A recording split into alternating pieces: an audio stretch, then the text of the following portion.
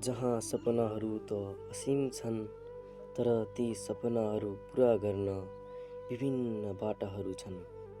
कोही भने Qatar Saudi खाडी मुलुकतिर रगत र पसिना बगाइरहेका छन् भने कोही कोरियातिर भने कोही गाउँतिरै आफ्नै देशको माटोमा रगत पसिना बगाइरहेका छन्। कोही भने देशमै जागिरको लागि तछाड मछाड आफ्ना सपनाहरू बेचिरहेका छन्।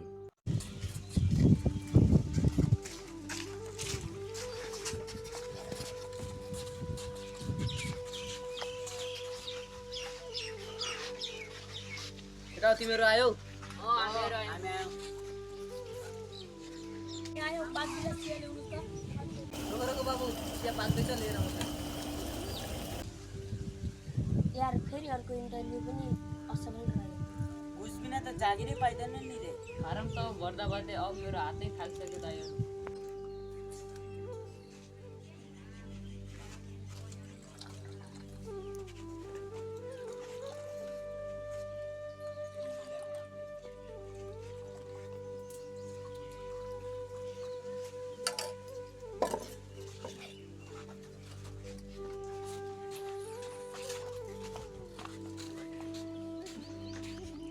छोरा सुँगुर जस्तै सपनाहरू पनि मेरा बाँचिन्छ। यो पसल जस्तै हाम्रो यो गाउँको भविष्य पनि त यही रहेर बसिरहेको छ, फेरि चिसो भएर बस्ने।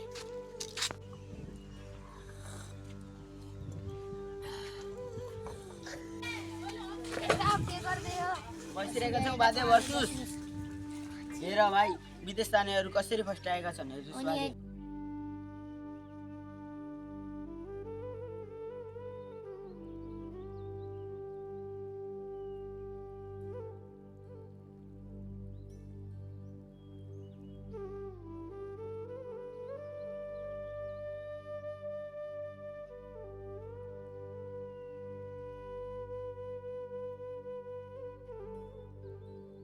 अनि हामी आफ्नो माटोमा सुत्दै गइरहेका छौँ। गाउँमा बस्नेहरूलाई त कोही मान्दैनन् नि।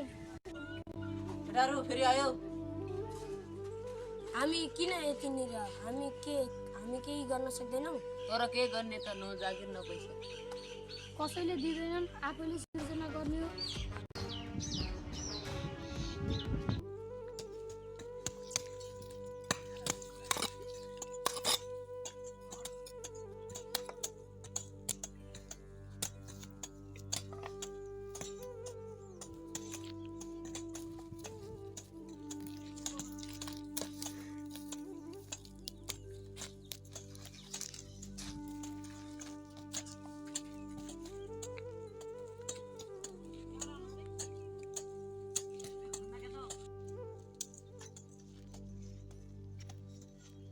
साथी हो, यही हाम्रो माटो हो। यहाँ हामीले सपनाको बिउ रोप्नुपर्छ।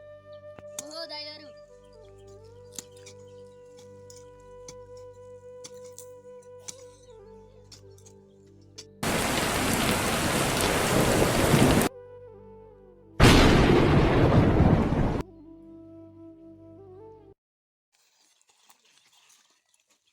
हेर, हाम्रो पसिनाले पहिलो सास दिएको छ।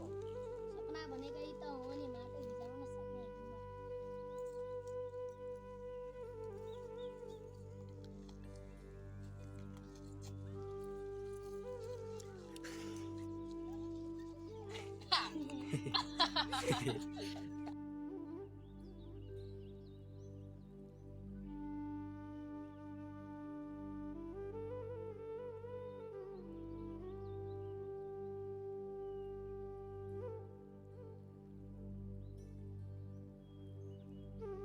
सपना त सबैको हुन्छ, तर सपना बाजिन नदिन परिश्रम चाहिन्छ।